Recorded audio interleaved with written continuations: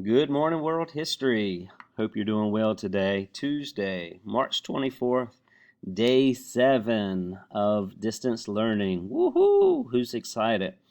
Hope you're doing well this morning. Wanted to continue where we left off yesterday, looking at Unit 4.1 with the Middle Ages and the Franks. And, the one thing that we got to remember is we're asking ourselves this question. Were the Dark Ages really dark? Notice that I don't call them the Dark Ages, but rather kind of refer to them as the Middle Ages. And one of the things in your reading last week was really trying to grasp this concept of, okay, what actually was going on. And the reason that a lot of people say that it was the dark period is because you have repeated invasions, you have constant warfare, it's changing the economy, the culture, the government. You've got Rome, which is this huge empire, which has done all of these, grand things, which is now no more. It's been divided into two, and it's on the verge of collapse. And then you've got the Byzantine Empire, which we mentioned before we left for spring break. So remember, a key thing that you want to understand, why are some people looking at this as the Dark Ages, is because, number one, you had the disruption of trade merchants. Trade had pretty much stopped. Everybody was fighting, so it was very hard for any trade to go on. Number two, we've got the downfall of cities. The Roman Empire has gone. Cities are being abandoned. People are leaving the cities and they're moving off to the countryside, which leads to the third thing, which is the population shift. As individuals decide it's best to get out of the city because all people want to do is fight and kill, and it's just no good. So let me just head on to the countryside. So that's the third thing. And then finally, the fourth thing, of course, is the decline of learning. Basically, these individuals who are storming the Roman Empire can't read. They cannot write. And even among the Romans stopped teaching. They stopped having the philosophy, like we had seen with the Greeks. All of that is gone by the wayside, and now people are basically leaving for rural areas, and they're simply interested in farming. So all of these Greek works of literature and science and philosophy is basically gone. There's no written language. And so we start to see some changes begin to happen. And one of the things is, maybe you've heard the Roman Empire being called like the Holy Roman Empire. And that is totally different from the times of Julius Caesar and, all of those guys that we talked about, Octavius. And so that's this section that takes place beginning in the Middle Ages, starting with Clovis, who I mentioned to you yesterday. But I wanted to give you a name that's not in my notes, but I wanted you to kind of make sure that you know this guy. And his name is Gregory the First. And Gregory the First is also called Gregory the Great. And he became a pope in 590, Common Era or AD. And as head of the church, he decided that what he wanted to do is to broaden the role of the papacy, or what we would call, being the pope. The papacy is the pope's office. And Gregory the First decides, you know what? It's more important for me to not just be leader of the church, but why not be leader of the kingdom as well? I can do both. God's called me to do both. And so under Gregory, the papacy, or Gregory the Great, the Pope, he becomes this worldly power as well as this spiritual power, and he ties it all into the church. The palace where the Pope stays now becomes the palace where the king stays. And he is the king, but he's also the Pope. And so now you can kind of see how Christianity becomes the central religion, if you will, of Europe, which is going to lead to problems with the Muslims with the Holy Crusades. Even when we start getting into England and we start talking about King Henry, and we talk about Anne of Boleyn and all of these crazy stories that go on in England, you'll start to see that all of this is being foreshadowed by this moment in 590 when Gregory the Great pretty much becomes Pope and the king. He starts using church monies to raise armies, to repair roads, to help the poor, and he even considers that his kingdom extends from Italy all the way to England, encompassing Spain and Germany. So he's got pretty much all of Europe, and he says that it's my rule. It's I'm in place. And so a key idea of the Middle Ages is this, that the churchly kingdom ruled by a pope will be the main system of government, of ownership in the Middle Ages. Well, after Gregory the Great passes away, we start moving into 700. And in 700, we have these group of people that are known as major domos. And I know that's not the best name that you would want to be said, go around and tell everybody, hello, yes, I'm a major domo. It's maybe not very flattering, but you want it to be called that because it basically meant that you were the mayor of the palace, and that's the most powerful person in the kingdom.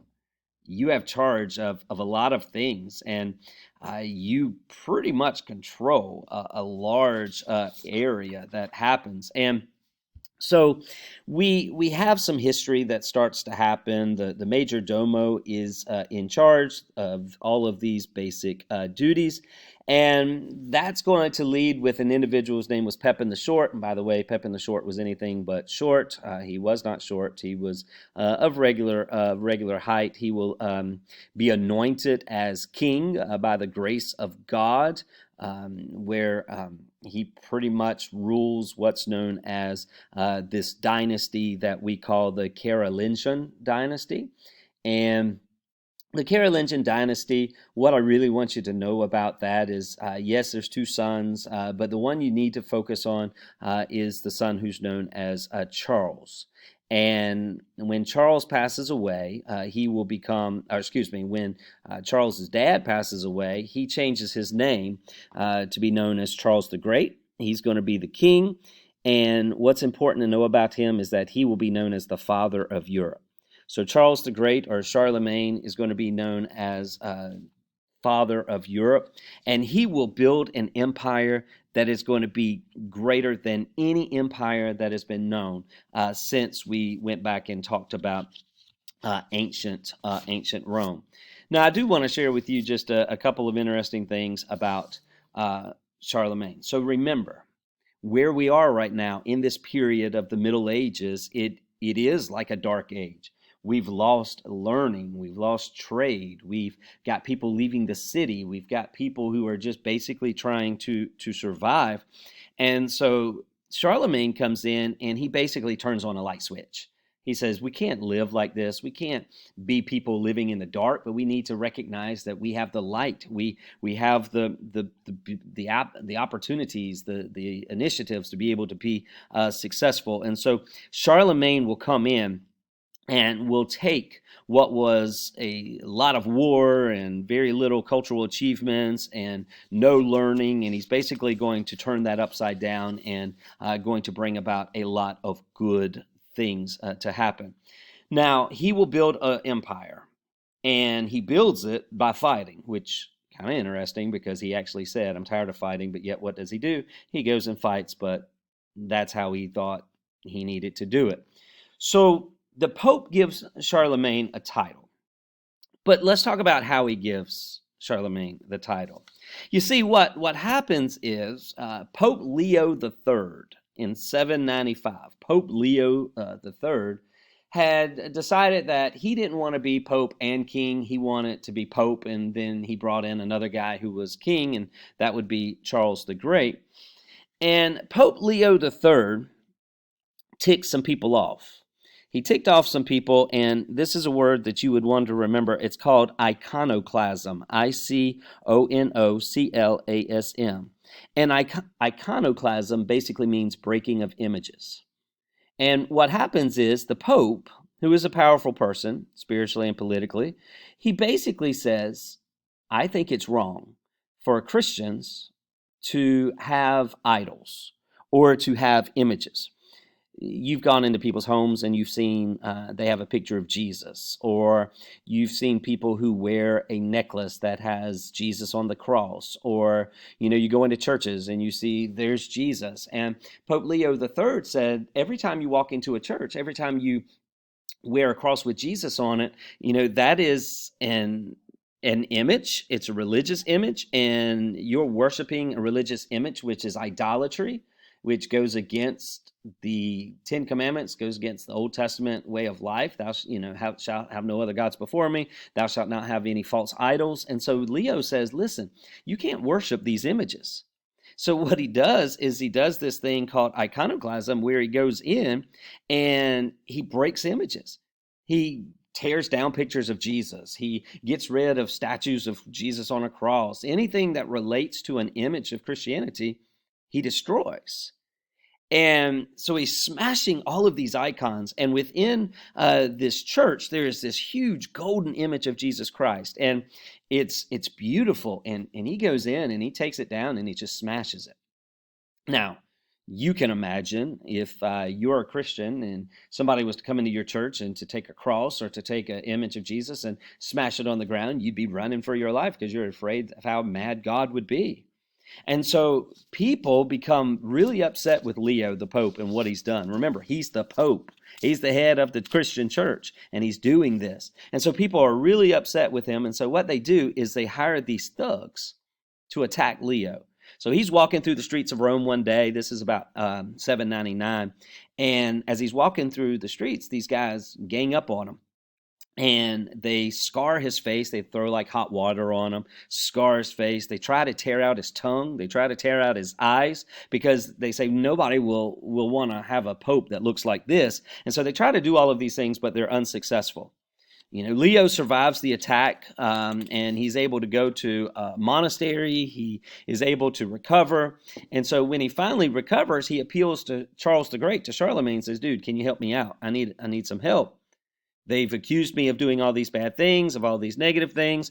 And so Charlemagne brings him back to Rome and says, I'm going to have a trial. Let's see if you really did this or if you didn't do this. So they have a trial. None of Leo's accusers are willing to face him publicly. And basically, Leo is declared innocent of all charges. And on Christmas Day in 800, basically what we see is that Pope Leo is now given to Charlemagne the title emperor, something that we have not seen since the days of Julius Caesar.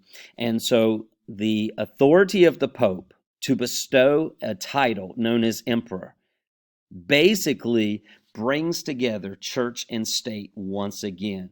And that is going to be something that will basically happen throughout the rest of history during these Middle Ages, when we see the church and the state so close, working together to control government, culture, education, and a variety of other things.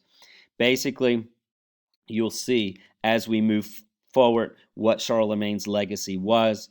He will bring back learning, he will bring back culture, he will strengthen royal power, and basically he will try to take this new Holy Roman Empire back to the old empire. This is the story of the Middle Ages as it relates to the Franks and to the very beginning.